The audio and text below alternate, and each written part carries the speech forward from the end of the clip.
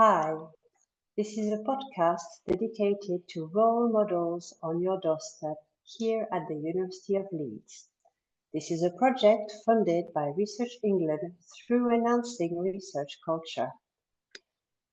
We wanted to create a platform to share relatable and inspirational stories from recent colleagues from a range of cultural backgrounds, sexual orientations, roles, and career stages.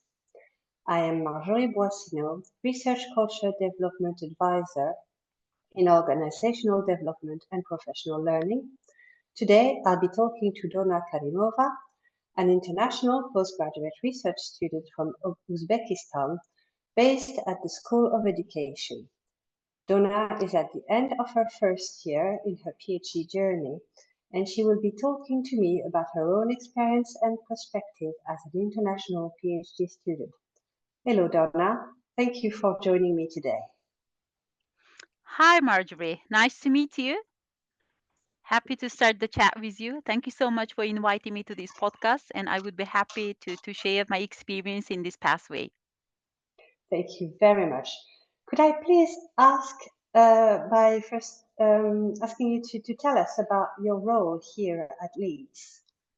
hmm I can say since I came to the UK, I'm really enjoying at the University of Leeds my several duties. My primary aim of staying in the UK is to accomplish my PhD degree. Currently, I'm looking at the challenges and achievements of Uzbekistan English teachers in writing high scholarly publications, and this is what my research is about. And I can proudly say that for the last 3 months, I've been doing my internship, part-time internship at the University of Leeds, working for the Student Career Center. And I have joined a very interesting project where, with my teammate, we are writing a PGF-friendly version of the employment strategy for all postgraduate researchers of the University of Leeds. This is what I'm doing at the moment now, and at the same time, one of my volunteering position deals with the Hillary Place Papers journal. I'm in the editorial board, so this editorial board consists of only the PhD students, and I'm one of them. Through this volunteering work, I'm really learning the whole journal launching from zero till the final stage at my excellency, and this is also a good experience for me because the aim of this HPP journal launch, submissions, abstract revisions, providing feedback for the authors, everything is what I have been expecting for my research studies. I'm directly taking part in this process. This is what I really like about my stay at the University of Leeds. That is fantastic. That looks like a really diverse range of experiences you're getting as part of your PhD and that volunteering work. Thank you very much for sharing that. So, amongst all those great things you've listed, can you tell me what you enjoy the most if you would pick one? What would be your favorite in your role? Uh-huh. Honestly, well, in Uzbekistan, back in Uzbekistan, I have been teaching English at higher education level for the last 18 years, so almost 2 decades. So it means I was surrounded by my faculty and staff, students, family members, different projects with the British Council and American Embassy in Uzbekistan, at the same time doing some collaborative projects with the Ministry of Education in Uzbekistan. So I mean, I was pretty busy back in Uzbekistan, and for having the very tendency, having the same dynamic world, I really would like to keep the same pace, the same progress here in University of Leeds. Therefore, by having several volunteering duties, having an internship, and having my full-time PhD studies, I'm really enjoying the dynamic and supportive environment at the University of Leeds. And I can say, as a postgraduate researcher, I really appreciate the opportunity to go deep into my research on English as a foreign language teachers in Uzbekistan, which is a topic I'm passionate about. And also, I know that the university provides excellent resources in a collaborative atmosphere which provides innovative thinking and academic growth. And at the same time, what I enjoy, I am very much blessed to have very supportive supervisors as Dr. Diana Makre and Dr. Richard Badger. And as I mentioned earlier, through my part-time internship at the Student Career Center, I am working with this doctoral college, diverse schools, and they have offered me a series of the trainings through which I was able to improve my personal, professional, and academic development. This is what I really enjoy, and natural, I can say I am extrovert. And I like when I'm busy, and I like when I'm taking every single moment in my life. So I feel I'm taking advantage at the moment. Not a way. I'm not wasting a single moment now. It's fantastic to hear. It does look like you're keeping yourself very busy and making the most of all the opportunities that the university and your research degree in the UK has to offer. That is fantastic. And I would like to, you've mentioned working in teaching in higher education back in Uzbekistan for many years. Can you tell me a bit more about your life journey, then a bit more about that journey before you got your job at Leeds and how it has led you to come and work here? Hmm. Yes, Uzbekistan is developing country, and my government is doing a lot of educational reform projects. And one of the biggest project is now to increase the number of research-based publications.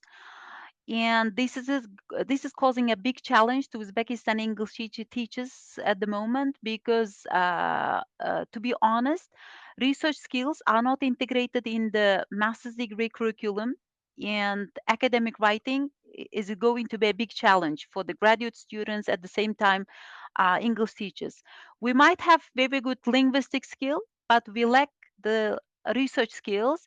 And as a result, according to the statistics made in 2021, 99% of publications made by Uzbek scholars are ending up at predatory journals, which is a big loss. And therefore, the government is offering incentives, monthly salary bonuses for the English teachers who are doing publications in a highly esteemed journals. And from my own experience as well, I can say several publications of mine as well ended at predator journals, which was very sad for me because I have rich classroom experience. But when converting my practical experience into theoretical framework and putting it into paper as a research study, it's a bit challenging. But because I've never gone through that stage yet. And one more drawback is probably this is the reason because of lack of institutional support in Uzbekistan, because of lack of research skills, because of lack of the training opportunities for English teachers, because of international collaborations, how we call it, literacy brokers in helping us to do publications in high quality journals. And there are a lot of reasons that might be a main factor to limit our opportunity to reach to those high quality publications.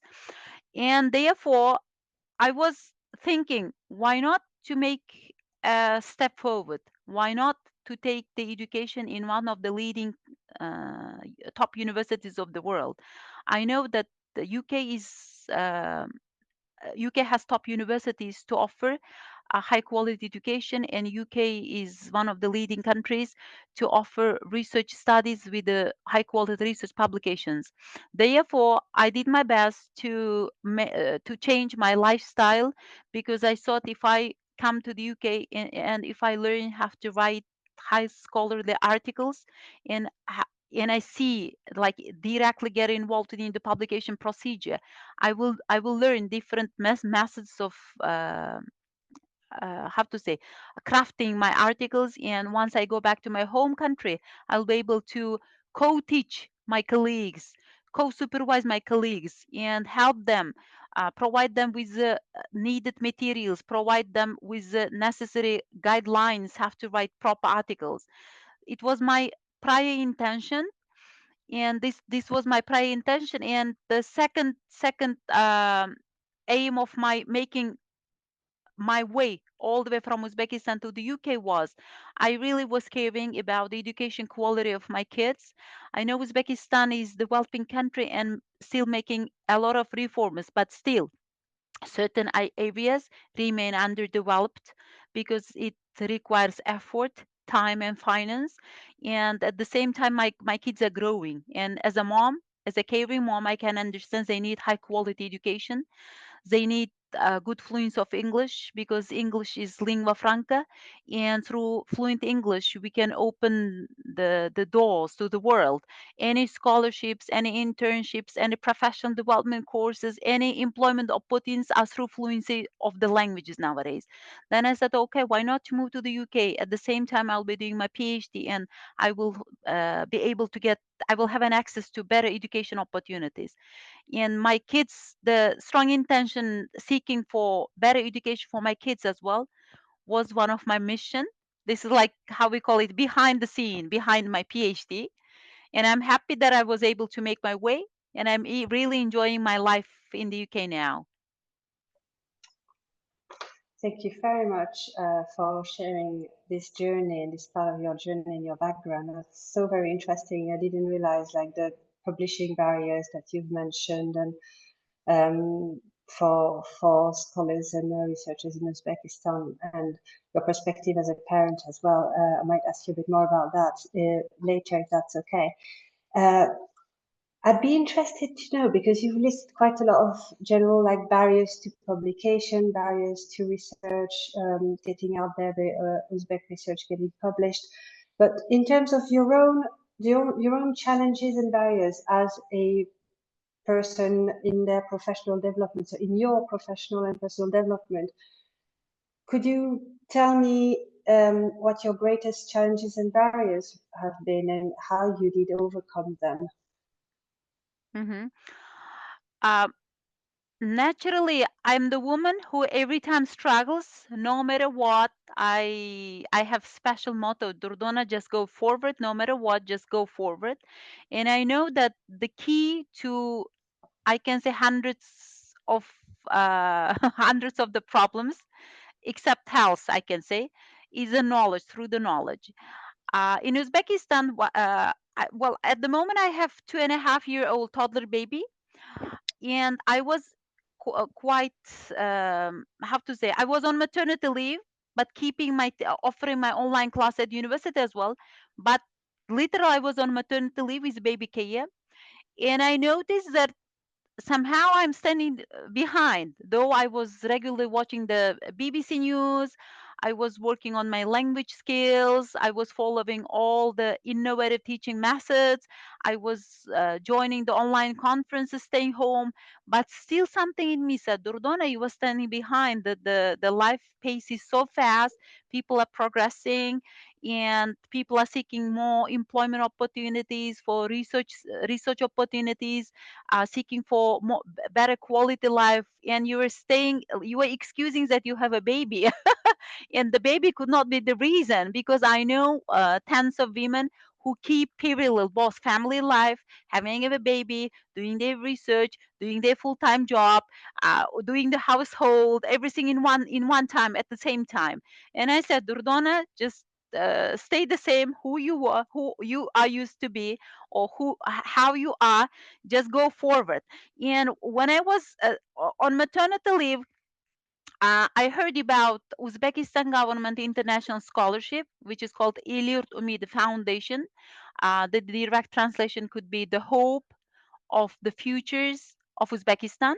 And I've heard about this scholarship because I know when we are planning to do our international degree abroad, it's not an easy job, because international scholarship are very competitive, and you should have enough skills. I believe that I had enough skills, but still I need to take a leap, to take a big jump. And staying at home, I started working on my research proposal. I started sending the applications to tons of the leading universities, and stage by stage, I got an acceptance letter. But again, the funding was a big challenge, because not all the universities are able to offer scholarship for international students. They might have some local ones, but very limited, in a limited number. Then I applied to that Illur to meet the foundation scholarship and attended the three-stage exam, I mean selection procedure. And fortunately, I was very lucky enough. I did a good job in the testing. I performed my achievements during the interview time, and I succeeded in getting full ride scholarship from Uzbekistan government, who covered my travel expenses, living expenses, and at the same time tuition fee here in the University of Leeds. So I think this is I can't say this is a challenge. This is kind of I struggled with my time. I think I struggled. Struggled. I took advantage of my time staying in the maternity leave, I can say, and I think this the time that I stayed at home with my baby was a motivation tool to make my way to proceed with my PhD studies. I could go to my workplace back to university as a full-time teacher, but I thought because Uzbekistan government is working on the reforms, PhD degree would be counted for towards to my employment opportunities. If I have my PhD degree, I will have better promotions. I will be able to get a higher salary, and I'll be able to get a employment opportunity in a very good ranked universities back in my home country. That's why I had to consider my time scale. Okay, I'll be away from my relatives, from my siblings, from my family for about 3 4 years. But during these 3 4 years, I'll be back with a big suite of knowledge, with honorable diploma, with international experience, huge networking sources and collaborations. And the thing that I was looking for was the skill of writing high scholarly articles. So that was my intention, and I think I'm doing a good by now. Though I'm finishing year one, I was able to meet quite a lot of people here, um, joined a couple of projects here, socializing with my co-PGA friends, and settled in the UK. Yeah. Wow, that is absolutely fantastic. I mean, what an inspirational journey. And it looks like you're turning every challenge you face into a new opportunity to go forward. That I love that motto, go forward, Durdona, go forward. That can-do attitude. And, you know, I'm so glad you're talking to us on that podcast and accepted to be one of our interviewees, because your journey is absolutely fantastic, such an inspiration. We hear so often about women during maternity leave, falling behind on their career, or having challenges going back into their professional lives after having families. Many of us have experienced that. But you managed to make the most of your time at home, look at your where you wanted to go, apply for that really amazing scholarship, secure it, and now it will, as I said, you are away from home for 3 years, but what you will bring with you in terms of knowledge and future opportunities for yourself, for your family, for your professional development, for your future promotion is going to be amazing. And all that network, that collaboration internationally that you're growing is truly inspiring. And Yeah, in thank in you, that Marjorie. new Yeah, thank you, Marjorie. I'd like to mention one more point here, which relates to the previous our talk. I just would please. like to let you know again. During my maternity leave, I applied to this Uzbekistan government scholarship, and at the same time, UK funded scholarship. This is a famous scholarship. Maybe you might have heard about it. Chevening Scholarship. This is an international scholarship. This is most offered for at the master's level. I was accepted to the University of Manchester on a Fulbright scholarship funded by UK government. And imagine the lady sitting on maternity leave was funded two big scholarships, and I had dilemma which one to go.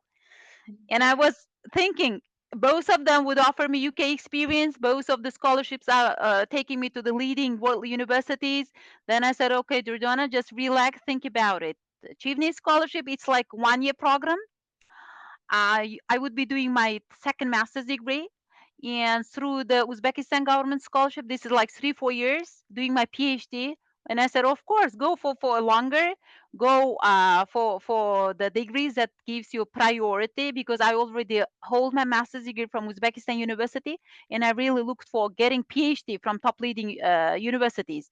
Then I refused the chevening, which is the acceptance rate of chevening is it's like 2%. I was accepted. Chief new program couldn't understand how is that you are refusing. They also could not understand the reason behind it, because very few people do so. I was the one who made it. Oh, It- but look at the choice you had. I mean, that is fantastic. What an achievement. I mean, yes, and turning yeah, down yeah, such a scholarship because you've got something even.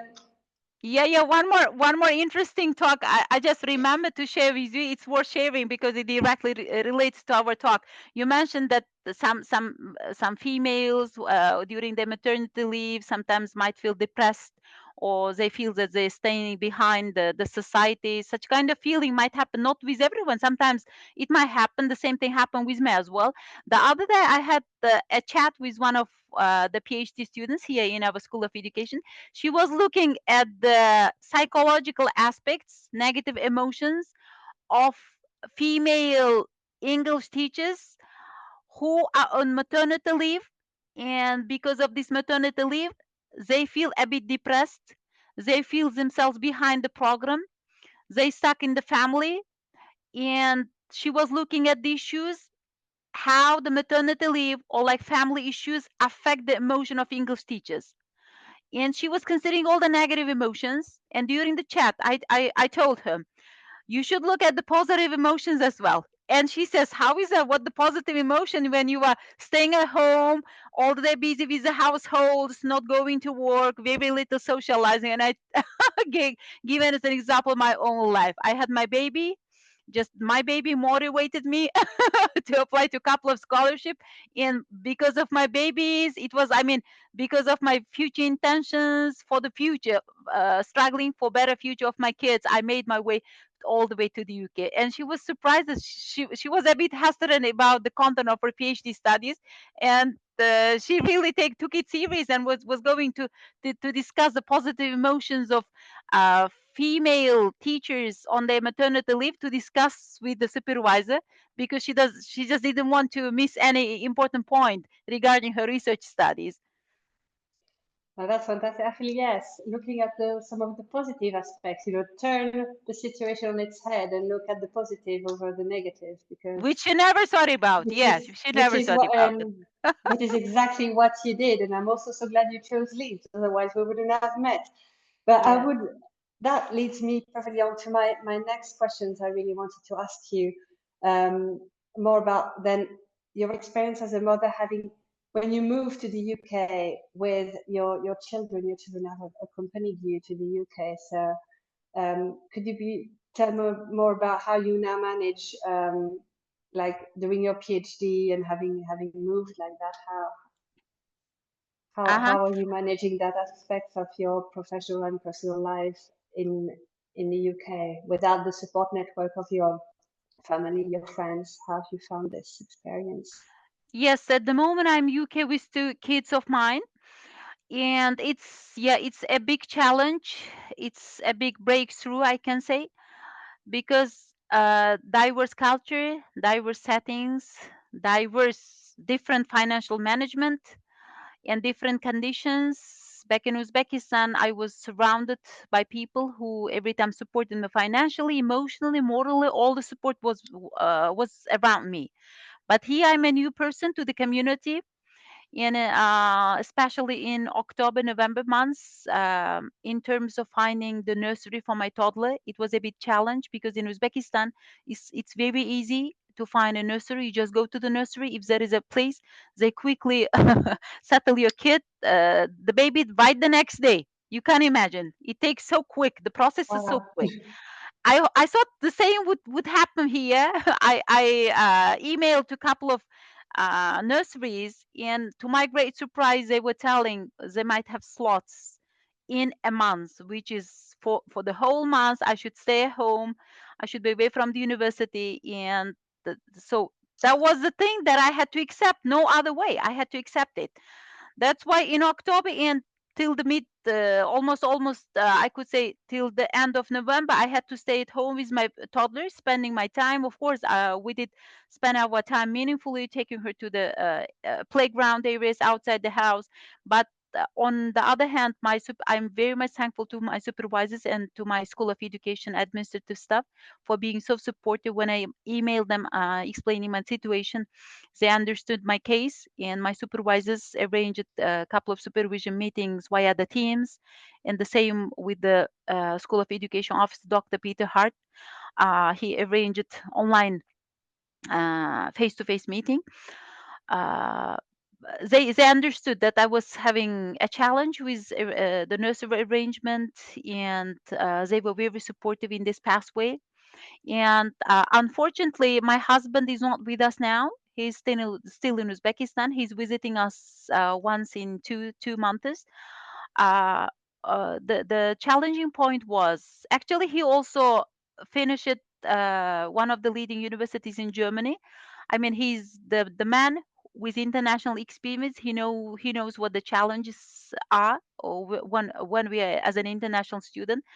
Um, the reason why he couldn't join as a family was he's in the mid stage of his career, and he has a good career prospects back in Uzbekistan.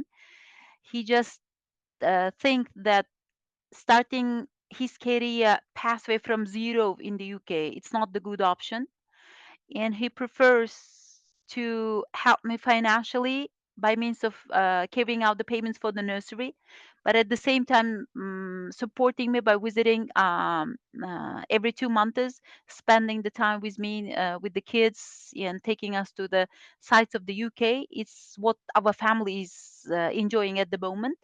Sometimes the awards or like mutual achievements require sacrifices. We are far from us, but we do have connections thanks to these modern applications, video conferencing, phone calls, text messages, in contact, having moral support every single moment. And for the sake of the future of the kids, for having career prospects, we are going through this kind of lifestyle now. But I believe this is for certain period of time. Once I'm done with my PhD, once the kids done with the learning stage of the language, I mean they acquire enough communicative skills.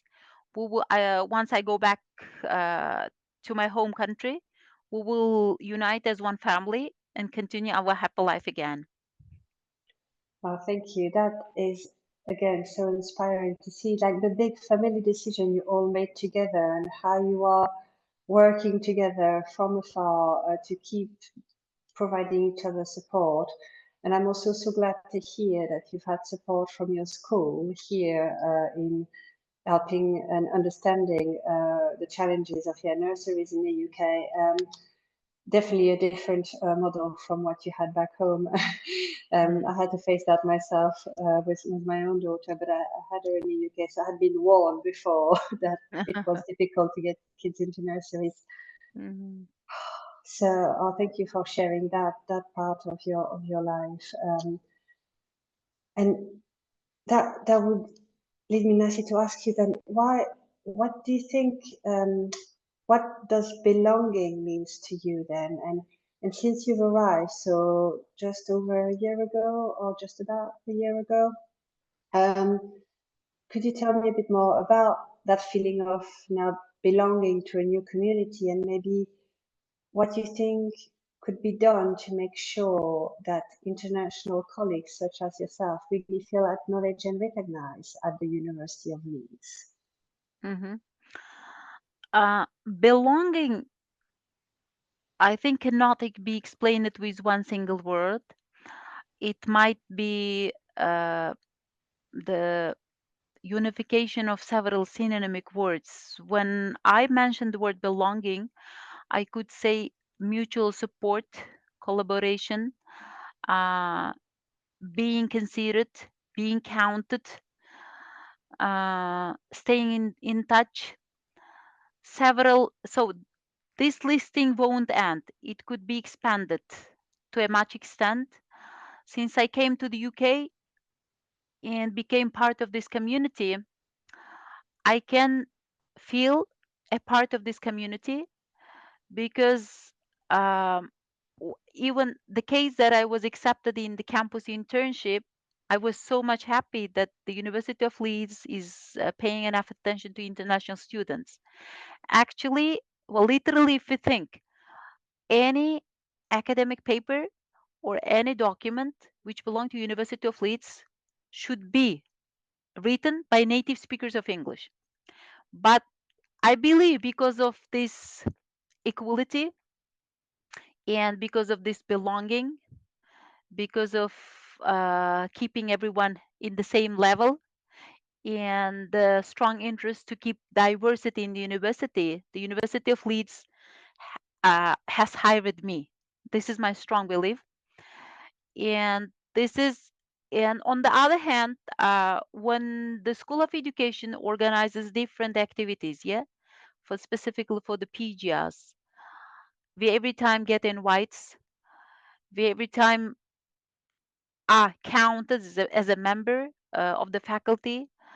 And for example, the other day, Dr. Shafiq from School of Education has was organized a bushcrafting one-day camp, and he invited all the PGRs. But it was initially intended for master's degree students. But because of this belonging, because of this friendly atmosphere, uh, Dr. Shafiq included the PJs as well. We joined the trip, enjoyed the beautiful nature of Leeds, fresh air, the wild environment, where we really explored the different activities while we stayed in the camp. And one more example I could mention that I come from Uzbekistan, I mentioned, and my religion is Muslim.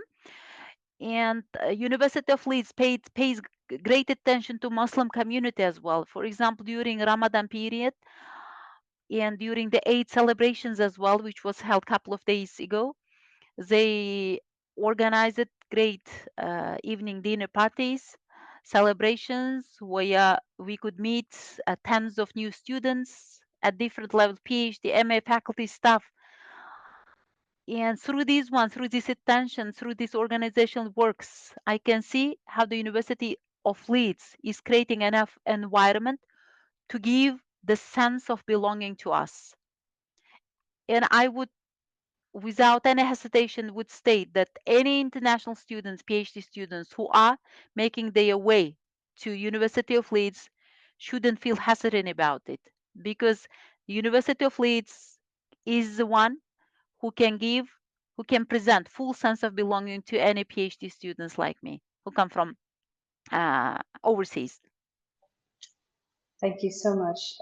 I'm so glad to hear it, and I'm sure many colleagues who will listen to the podcast and contribute to all the wonderful initiatives to make international students and colleagues feel welcome at our university will be really happy to hear such positive feedback from you. Thank you so much, Dordona. And also, can you, with everything that you mentioned, now, how will you be able to pick two? But could you please tell us about one or two memorable moments from either your professional or your personal life? Just one or two examples. I'm sure there'll be many. Yeah, memorable impressions. I'm the person who likes networking. No matter where I go, I keep the leads. I keep international collaboration. I keep international networking. I keep friendship among the people within with the people whom I meet. Back in the US, I was on a Fulbright scholarship, and I taught Uzbek language to American students. And it was the program funded by US government. And through that program, I was able to make several co-Fulbrighters. And last year at my home university back in Uzbekistan, I organized an international conference, which was a big achievement and big event for my home university. And for this international conference, I invited my former co-Fulbrighters from the Philippines, from Turkey, from Afghanistan, and from the US to be the keynote speakers. And the Uzbek participants, colleagues, and students who attend the conferences, a conference benefited a lot, and they learned much ways of teaching methods, and they were happy to listen to diverse English language, and they were happy to meet these people. And we did the publication as a conference proceedings. And I could say that the home university was much impressed seeing such kind of diverse collaboration. And I also was very much happy to keep that collaboration. And I'm sure I will keep this networking in my further personal, professional, academic life, because while I'm in the University of Leeds, I'm still here making several connections for my future collaborations. Well, that is fantastic. That conference sounds like a massive achievement. Well done. Definitely worth mentioning as a very memorable moment. Um, and yes, from the moment I first met you when you came to one of our workshops, I can say networking is definitely a very strong point of yours. And you seem to have that natural talent and ability to form connections that also last through times and keep that network growing and make collaborators who will stay in your professional life for many, many years to come. And that is a talent that too often goes unrecognized. So yes, well done, fantastic.